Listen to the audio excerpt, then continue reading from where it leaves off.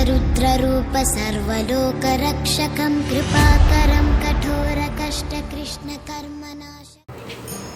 नमस्ते।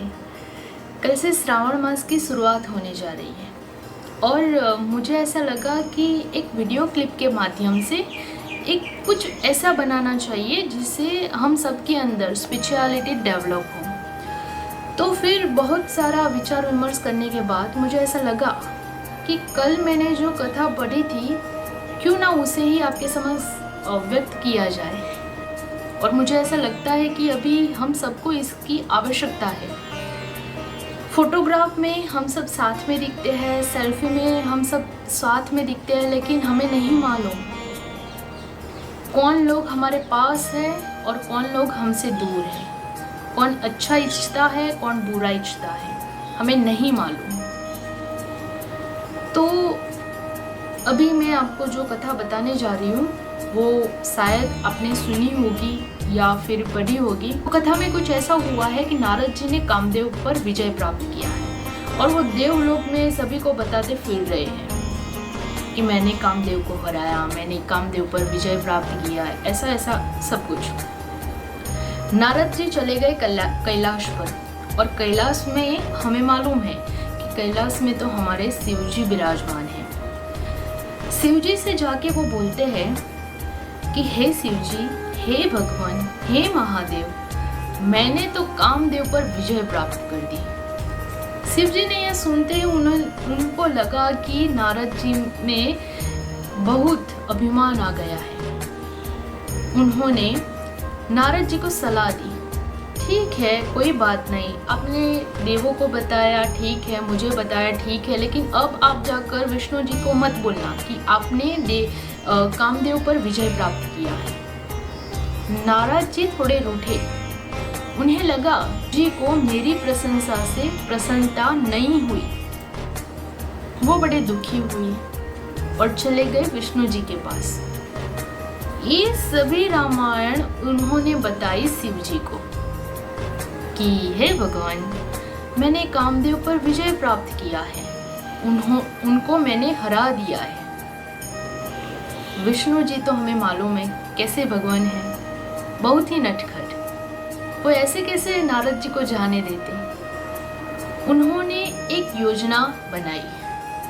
योजना में कुछ ऐसा था कि एक सुंदर सी नगरी बनाई, सुंदर सी राजकुमारी और उनका स्वयंवर। ये बात विष्णु जी ने नारद जी को बताई कि उस नगरी में सुंदर स्त्री का स्वयंवर होने जा रहा है, अब वहां पे जाओ तो वो राजकुमारी काश आपको पसंद कर दे। नारद जी चले गए उस नगरी में, वो सुंदर नगरी में जाके उन्होंने देखा, हाँ राजकुमारी तो बहुत ही सुंदर है।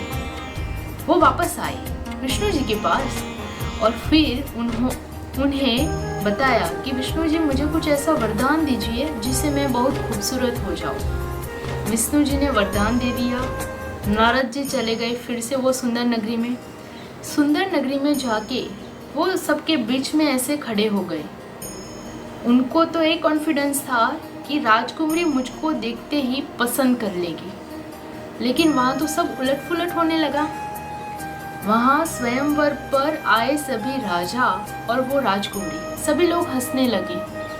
नारद जी ने इधर उधर देखा क्या हो रहा है, फिर वहाँ जो साया था उसमें देखा तो उनका मुंह तो पूरा बंदर बन गया था। नारद जी चले गए विष्णु जी के पास, बहुत गुस्से में थे और उन्होंने बताया, विष्णु जी ये आपने मेरे साथ सही नहीं किया, मैं आपको श्राप देता हूँ।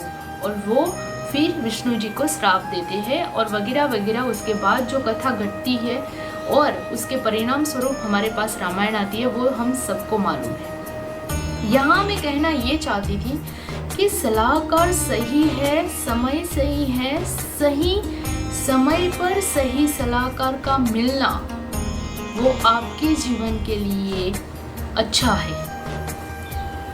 इसलिए मैं आपको बताना चाहती हूँ कि कोई आपको सलाह दे रहा है, ठीक से सुनिए, क्यों दे रहा है, कैसे दे रहा है, वो सब बात की बात है। पहले सुनिए और उसको तुरंत मत धिक्कारिए।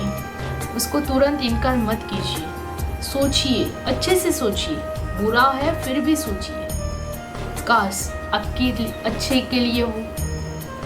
ठीक है, तो आज इतनी सी बात मुझे करनी थी और कल से श्रावण मास की शुरुआत होने जा रही है, तो आप सबको श्रावण मास की ढेर सारी शुभकामनाएं।